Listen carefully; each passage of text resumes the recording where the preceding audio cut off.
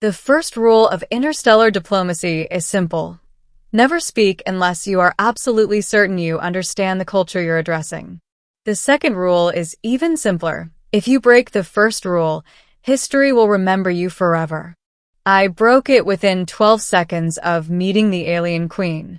Her name, translated imperfectly into human phonetics, was Zalthera Vale, sovereign of the Aurelian Conclave, ruler of 7 star systems, and living symbol of a civilization that had mastered gravity manipulation before humans had invented agriculture.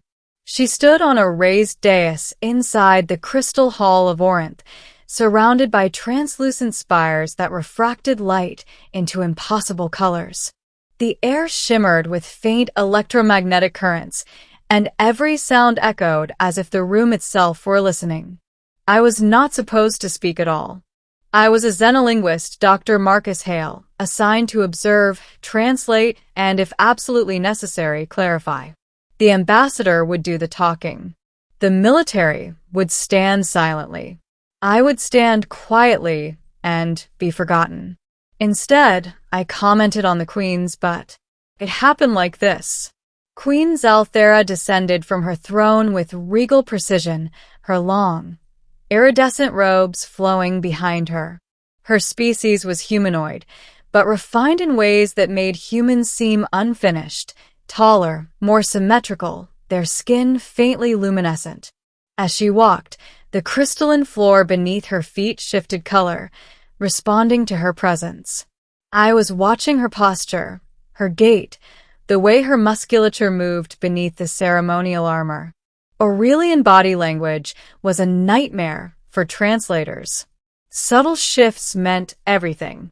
Then I noticed it. A glowing crest at the base of her spine pulsed a deep crimson. I leaned toward my mic and whispered without thinking, "Interesting.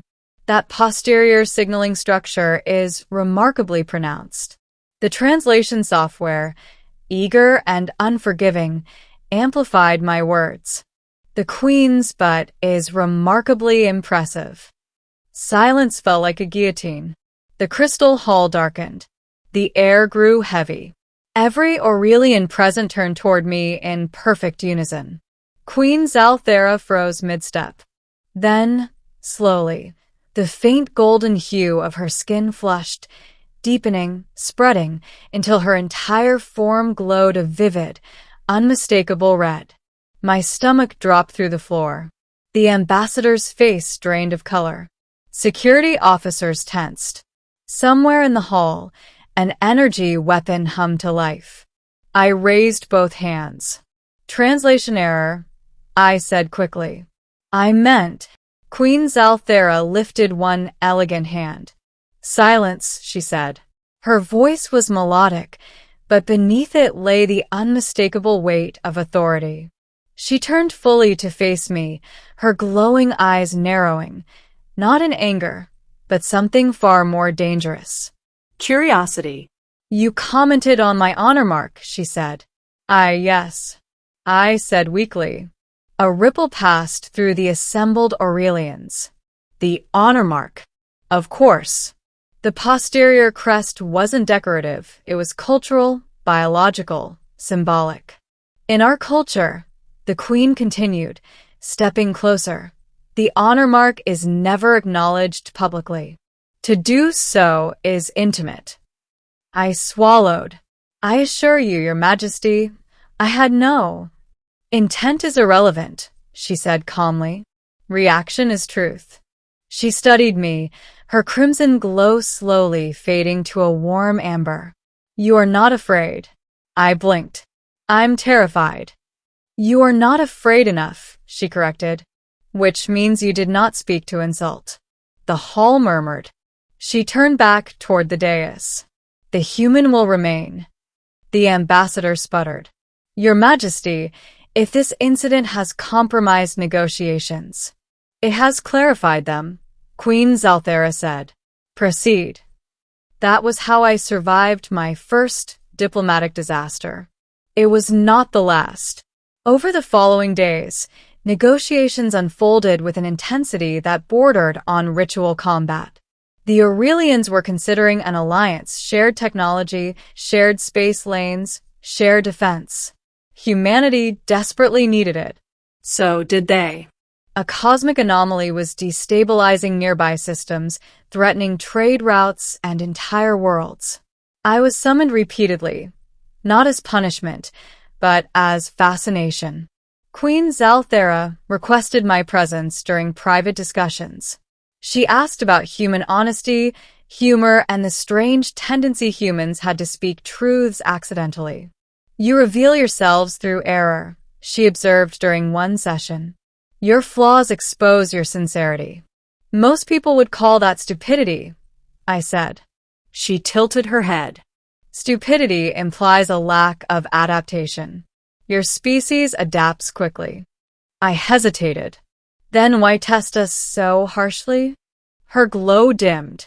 Because the conclave debates whether humanity is a liability. There it was. The anomaly, it turned out, was alive or at least reactive. A vast, sentient gravitational phenomenon consuming stars. The Aurelians had encountered it before. They had lost worlds to it. They wanted humanity's help. But they also wanted certainty. During the final summit, the Queen addressed both delegations. This alliance, she said, will bind our fates. If the anomaly grows, one of our species may need to sacrifice resources, territory, even lives, to save the other.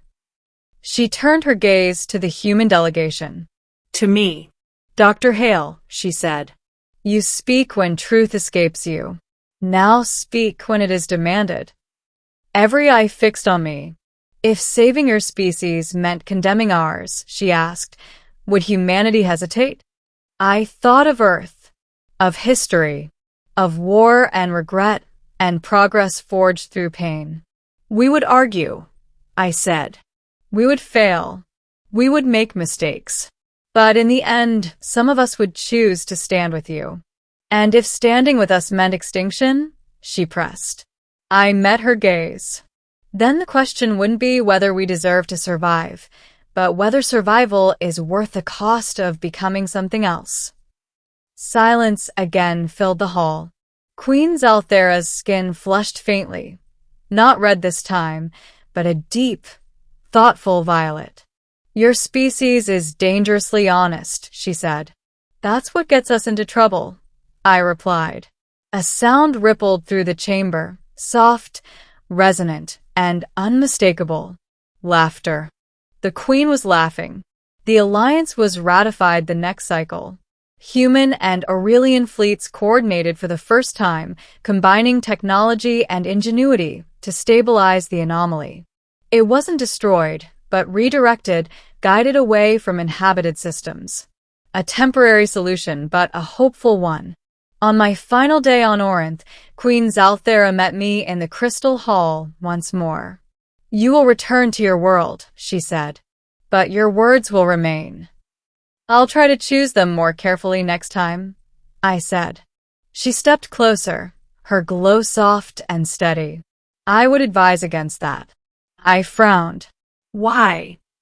Because your unguarded observation revealed something important, she said. Not about my honor mark, but about your kind. And what was that? She smiled, a subtle, alien expression that still managed to feel warm. That you notice beauty even when facing power, she said. And that honesty, though embarrassing, can bridge civilizations. I felt my face heat. For the record, I said, I really didn't mean to comment on your... She raised a hand. I know. She turned away, ascending the dais with the same regal grace as before. As I left the hall, I glanced back once more. The crystalline floor shimmered, reflecting two species standing on the edge of a shared future. History would record the alliance as a triumph of diplomacy, science, and courage. But I would always remember it differently. As the day I accidentally complimented an alien queen's butt and nearly changed the fate of the galaxy.